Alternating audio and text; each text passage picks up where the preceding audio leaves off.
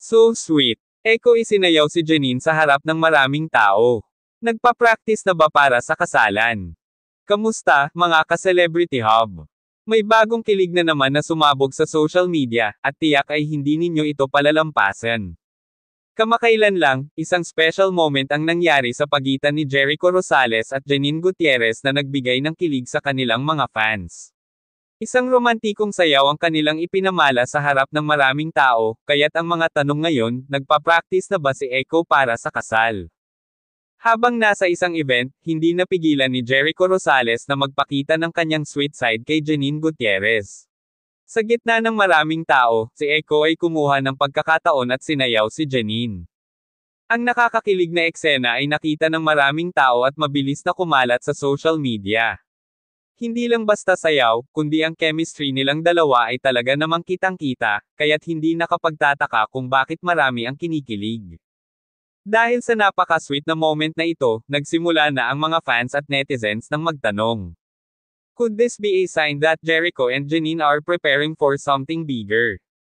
Ang tanong ay, nagpa-practice na ba sila para sa kanilang kasal? Sa mga nakakakita sa kanilang kilig moments, hindi nila maiwasang manghula na baka may espesyal na plano ang dalawa sa hinaharap. Ang kanilang magandang relasyon ay kitang-kita sa kanilang mga posts at public appearances. Hindi lang sila pareho magaling sa kanilang craft, kundi ang chemistry nilang dalawa ay sobrang natural. Matapos ang mga buwan ng pagiging close, marami ang nagsasabi na ang kanilang relasyon ay tunay at puno ng pagmamahalan.